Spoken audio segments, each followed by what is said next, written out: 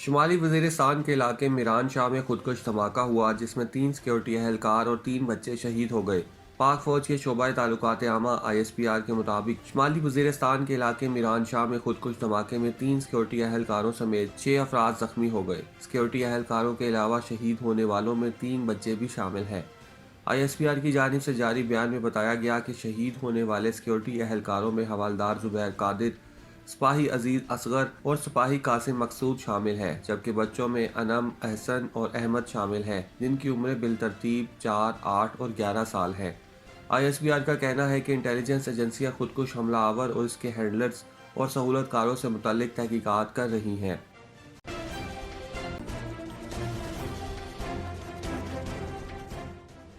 خیبر پختونخوا کے ضلع پشاور میں نامعلوم افراد نے فائرنگ کر کے 2 سکھ تاجروں کو قتل کر دیا۔ پولیس کے مطابق پشاور کے علاقے سربند میں سکھ تاجروں کو فائرنگ کر کے قتل کرنے والے ملزمان فرار ہو گئے۔ دونوں تاجروں کو موٹر سائیکل سواروں نے فائرنگ کر کے قتل کیا۔ واقعے کے فوری بعد پولیس نے موقع پر پہنچ کر علاقے کو گھیرے میں لے لیا اور ملزمان کی تلاش شروع کر دی، جبکہ واقعے کی تحقیقات کا بھی آغاز کر دیا گیا ہے۔ وزیر اعظم نے پشاور میں سکھ برادری کے 2 افراد کے قتل کی شدید مذمت کی اور وزیر اعلیٰ خیبر پختونخوا کو شہریوں بالخصوص غیر مسلموں کی جان و مال کے تحفظ کے لیے اقدامات کرنے کی ہدایت کی۔ شہباز شریف نے کہا کہ رنجیت سنگھ اور کنول سنگھ کے قاتلوں کو گرفتار کر کے قانون کے مطابق سخت سزا دی جائے۔ اس دہشت گردی کے پیچھے پاکستان دشمنی ہے اور ایسے دشمنوں کو صفائے ہستی سے مٹا دیں گے۔ انہوں نے کہا کہ رنجیت سنگھ اور کنول سنگھ کے اہل خانہ سے دلی ہمدردی اور تعزیت کرتے ہیں، جبکہ قاتلوں کی گرفتاری میں وفاقی حکومت متاثرہ خاندانوں سے مکمل تعاون کرے گی۔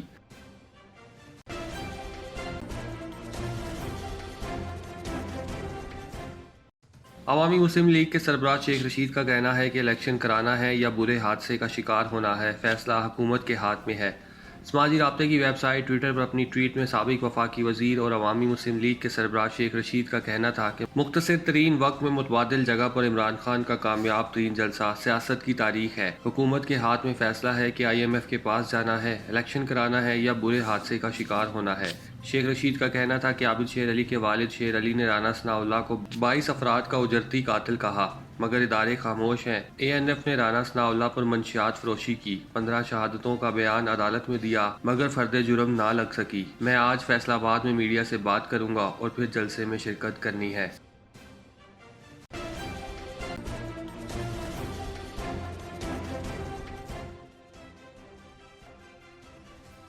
سابق آسٹریلوی کرکٹر اینڈریو سائمنڈ خوفناک کار حادثے میں ہلاک ہو گئے۔ غیر ملکی خبر رساں ایجنسی کے مطابق آسٹریلوی کرکٹر اینڈریو سائمنڈ خوفناک کار حادثے میں ہلاک ہوئے۔ اینڈریو سائمنڈ کی کار کو حادثہ آسٹریلیا کے شہر ٹاؤنسویل کے قریب پیش آیا۔ کوئنز لینڈ پولیس کا کہنا ہے کہ اینڈریو سائمنڈ کی کار کو حادثہ گزشتہ شب 10:30 بجے پیش آیا، جبکہ کار حادثے کی مزید تحقیقات کر رہے ہیں۔ انہوں نے بتایا کہ ابتدائی معلومات سے پتہ چلتا ہے کہ رات 11 بجے کے ہی کچھ دیر بعد سائمنڈ کی کار ایلس ریور برج کے قریب ہروری رینج روڈ پر چلائی جا رہی تھی جب وہ سڑک سے نکل کر حادثے کا شکار ہوئی۔ 46 سالہ سائمنڈز نے 198 ون ڈے، 46 ٹیسٹ اور 14 T20 20 انٹرنیشنل میچز کھیلے اور 2 مرتبہ آسٹریلوی ورلڈ چیمپئن اسکواڈ کا حصہ بھی رہے۔ انہوں نے نومبر 1998 میں ایک ون ڈے میں آسٹریلوی ٹیم کے لیے ڈیبیو کیا۔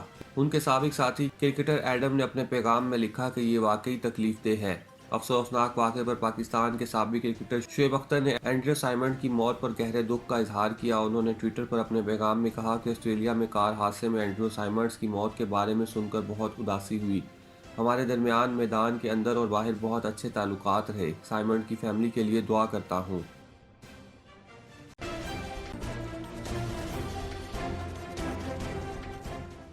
امریکی ریاست نیو یارک کی ایک سپر مارکیٹ میں سفید فام نسل پرست نوجوان نے فائرنگ کر کے 10 سیاہ فام افراد کو قتل کر دیا، جبکہ فائرنگ میں 3 افراد زخمی بھی ہوئے۔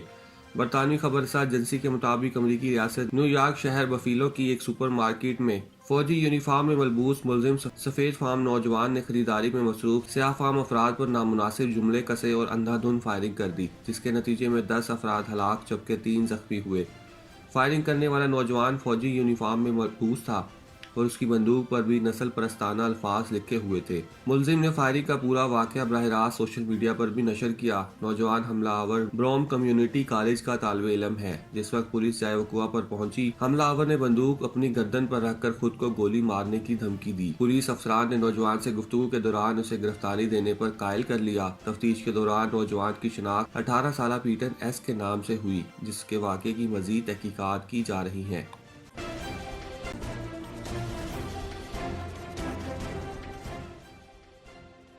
भारत ने गंदम बरामद पर पाबंदी आयद कर दी। भारतीय हुकूमत ने गंदम की बरामद पर पाबंदी आयद कर दी। भारतीय मीडिया के मुताबिक नई दिल्ली हुकूमत ने महंगाई में इजाफे को कंट्रोल के लिए ये फैसला किया है। ये कदम एक ऐसे वक्त पर उठाया गया जब यूक्रेन जंग की वजह से दुनिया भर में गंदम की किल्लत देखी जा रही है। भारत गंदम पैदा करने वाला दुनिया का दूसरा सबसे बड़ा मुल्क है। ताहम रवां बरस अप्रैल में गंदम की कीमतें पहली बार गुज़श्ता साल 1/3 की बुलंद तरीन सतह पर पहुँच गईं। भारतीय हुकूमत को अफरात ज़र की शरह में तशवीशनाक इजाफे पर खदशात लाहक हैं। वाज़ेह रहे कि रूस यूक्रेन जंग और पाबंदियों के बायस दुनिया भर में गंदम की कीमतों में इजाफा देखा जा रहा है। रूस और यूक्रेन दुनिया में गंदम पैदा करने वाले बड़े ममालिक में शामिल हैं। दुनिया में गंदम की मजमूई तिजारत में दोनों का लगभग 2/3 हिस्सा है। रूस दुनिया में गंदम बरामद करने वाला सबसे बड़ा मुल्क है तो यूक्रेन चौथा बड़ा मुल्क। हज उम्रा ज़ियारात के लिए नॉर्थ अमेरिका में जाना पहचाना और माना हुआ नाम KGA USA ट्रैवल ग्रुप। राब्ता सैयद इफ्तिखार शाह 5164550600 917 KGA 1214 www.kgausa.com।